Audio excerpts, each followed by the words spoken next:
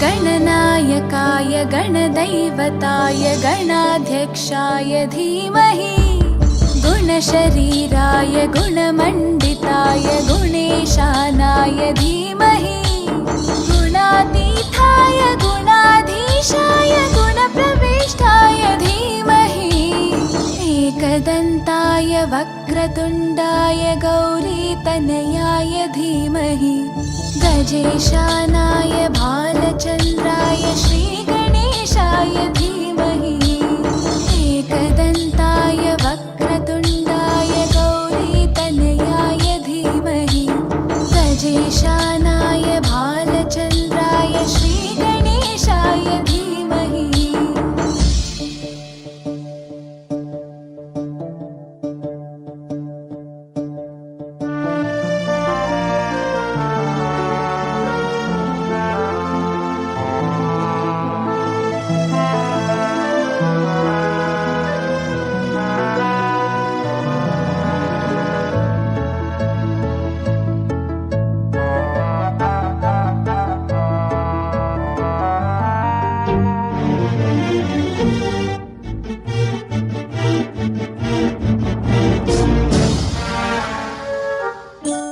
गानचतुराय गानप्राणाय गानान्तरात्मने गानोत्सुकाय गानमत्ताय गानोत्सुकमनसे गुरुपूजिताय गुरुदैवताय गुरुकुलस्थायिने गुरुविक्रमाय गुह्यप्रवराय गुरवे गुणगुरवे गुरुदैत्यकलक्षेत्रे गुरुधर्मसताराध्याय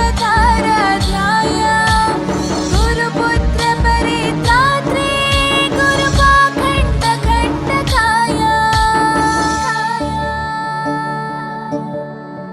गीतसाराय गीततत्त्वाय गीतगोत्राय धीमहि गूढगुल्फाय गन्धमत्ताय गोजयप्रदाय धीमहि गुणातीताय गुणाधीशाय गुणप्रविष्टाय धीमहि एकदन्ताय वक्रतुण्डाय गौरीतनयाय धीमहि गजेशानाय भालचन्द्राय श्रीगणेशाय धीमहि।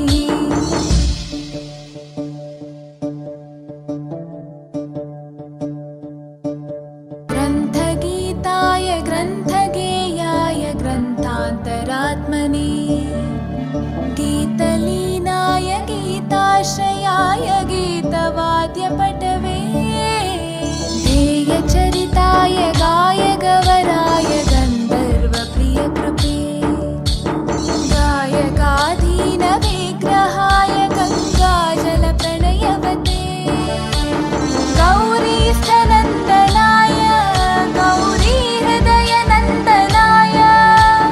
गौरभानुसुताय गौरीगणेश्वराय